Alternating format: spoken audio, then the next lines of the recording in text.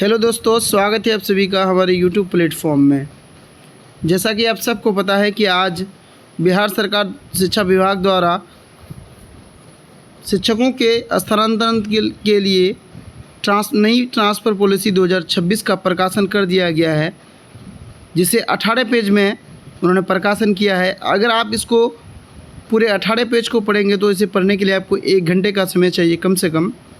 इस वीडियो को देखेंगे तो आपको इसको पढ़ने की ज़रूरत नहीं होगी, क्योंकि इस नियमावली का जो समरी है मैंने अपने इस छोटे से वीडियो में बताने का कोशिश किया है। और आप अगर ये वीडियो देख लेंगे तो आपके सभी सवालों का जवाब मिल जाएगा। जैसे इस बार जो ट्रांसफ़र होगी वो मेरिट के आधार पर होगी, और मेरिट कैसे बनेगी, सभी शिक्षकों का ट्रांसफ़र इस बार नहीं हो पाएगा।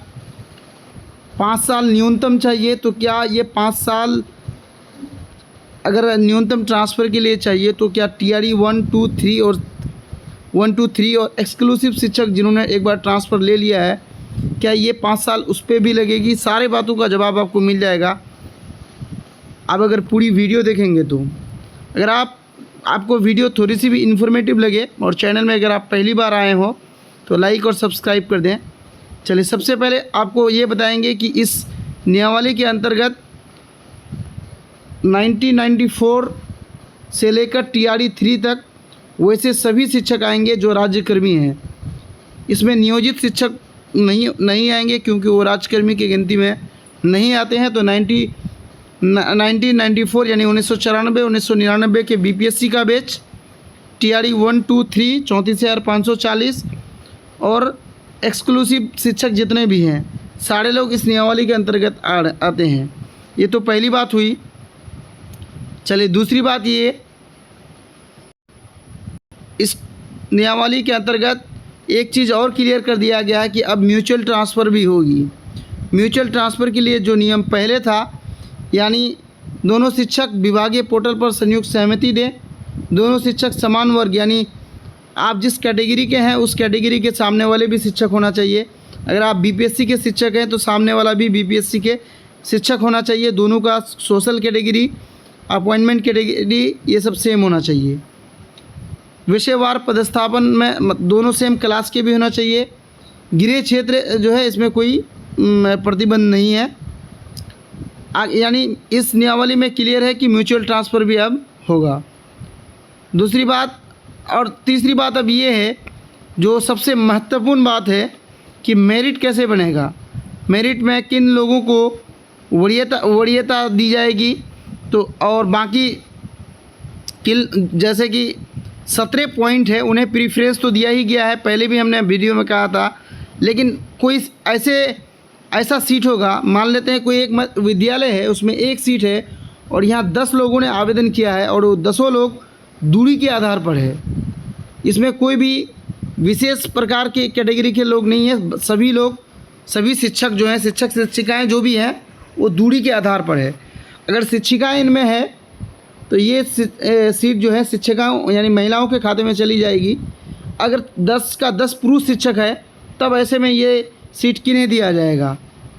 यानी जो लोग दूरी के आधार पर हैं उन्हें स्थानांतरण के लिए अंक निर्धारित किया जाएगा, और ये 2-3 चीज़ों पर होगा। एक पदस्थापन स्थल अंक, सेवा अंक और वरीयता अंक। पीछे से समझे तो वरीयता अंक यानी आप जितना दिन नौकरी किए हैं, यानी जो पहले जो सीनियर है उन्हें ज़्यादा अंक मिलेगा। सेवा अंक और पदस्थापन स्थल अंक क्या है, तो सेवा अंक भी वही है।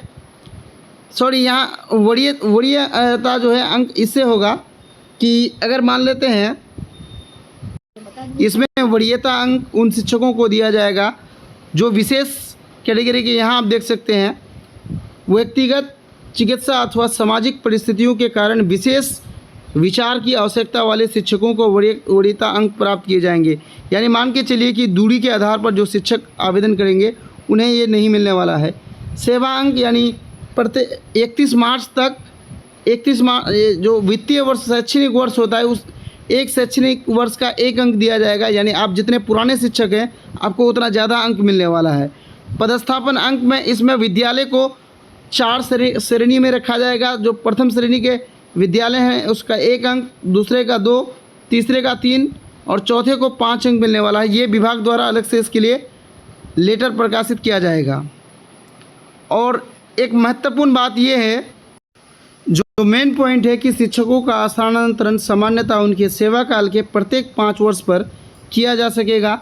शिक्षकों के स्थानांतरण पर विभाग द्वारा निर्धारित न्यूनतम सेवा अवधि पूर्ण होने के उपरांत विचार किया जा सकेगा। यानी जिनका 5 साल हो जाएगा उन पर ही विचार किया जा सकेगा, उससे पहले जो है विचार इस पर नहीं किया जा सकेगा। लेकिन आगे लिखते हैं कि विशेष परिस्थितियों में, जैसे कि स्वास्थ्यगत आधार, दिव्यांगता, पति पत्नी, पदस्थापन अथवा अन्य विभागीय रूप से अधिसूचित आधारों पर न्यूनतम सेवा अवधि से पूर्व भी स्थानांतरण पर सक्षम समिति द्वारा विचार किया जा सकेगा। यानी विशेष परिस्थिति में 5 साल से पहले भी होगा, लेकिन जनरल परिस्थिति में 5 साल पर एक बार होगा। तो क्या जिन लोगों ने एक बार ट्रांसफ़र ले लिया है अब उनका दोबारा 5 साल से पहले ट्रांसफ़र नहीं होगा, या TRD 2 और 3 के और इवन कि 1 के भी शिक्षकों का अभी तक 5 साल सेवा में आने का नहीं हुआ है, तो क्या ऐसे शिक्षकों का ट्रांसफ़र नहीं हो पाएगा? तो इसका एक जवाब है कि ये जो है नियम इस ट्रांसफ़र के बाद लगने वाला है। यानी 5 साल अब इसके बाद जो ट्रांसफ़र होगी, ये 2026 के ट्रांसफ़र के बाद प्रत्येक 5 साल में एक बार ट्रांसफ़र होगा शिक्षकों का।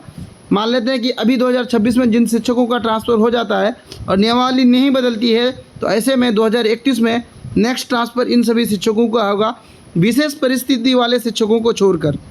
तो इस कन्फ्यूज़न में नहीं रहे कि जिन लोगों का एक बार ट्रांसफ़र हो गया है उनका नहीं होगा, या फिर TRD 1, 2, 3 के शिक्षकों का 5 साल हुआ नहीं है तो ऐसे में उनका ट्रांसफ़र नहीं होगा। ये बात क्लियर है कि इस ट्रांसफ़र के बाद ये नियम लगने वाली है।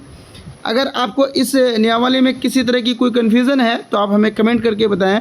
आपके कमेंट के आधार पर नेक्स्ट वीडियो बनाया जाएगा। धन्यवाद।